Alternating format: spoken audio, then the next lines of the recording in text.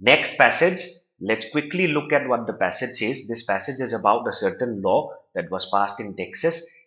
Because of this, what will happen is social media companies or internet platforms, they cannot moderate or they cannot edit or they cannot take down any of the content that has been shared on the platforms, right? So that way, if you take down anything from YouTube, for example, or from Twitter, it is going to be illegal according to this law. Right. Now, the author, the writer of the sentence, and the writer of this paragraph does not agree with this. Right. So therefore, he consults a lot of people, a lot of experts to explain the downsides of this law. Right.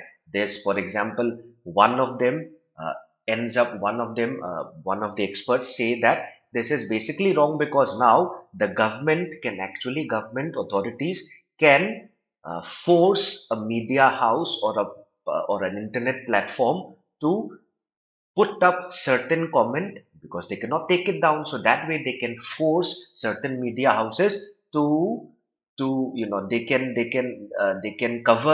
force them to cover certain politicians or certain other content, because according to this law you cannot moderate the content available on your platform, right? So this is one of the problems, right? Another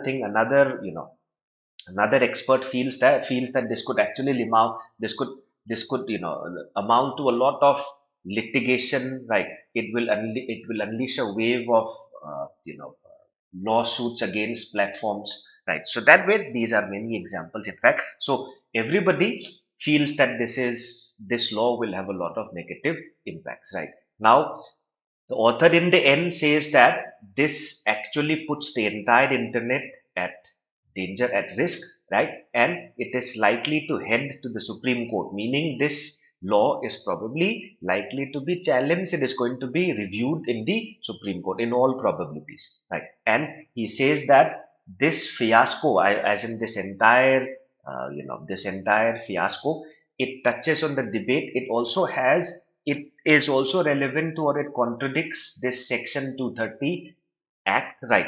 And it makes it clear that websites have now. So this section says that websites have editorial control, and therefore the new law will be against this, right? So that is why the author says it is probably likely to be reviewed.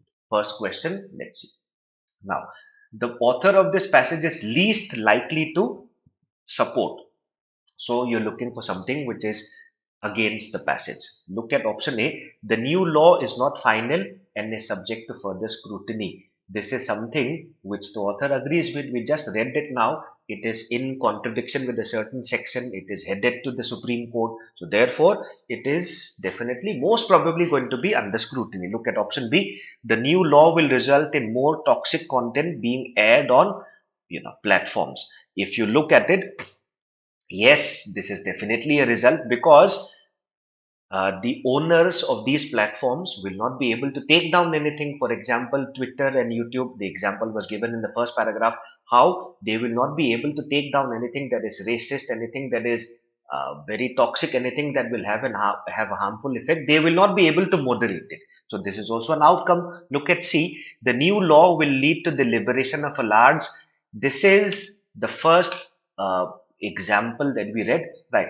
Will the new law liberate media platforms from state control? In fact, it is the contrary. What will happen is, as a result of this law, any state could mandate that news organizations cover certain content, certain politicians. They can compel any speech it wants, which basically means that the media houses, the internet platforms may end up being controlled by state authorities. So that way, the best answer to this question is C, something which is incorrect, right? Look at the new law will impose conditions. Of course, it will. So if you look at it, C and D are like opposites, are like negatives of each other. So the new law will liberate, the new law will impose conditions. So only one of them can be correct. If one of them can be correct, D is according to the passage, so it is likely to be supported. This basically means the answer is C. Let's move to the next question.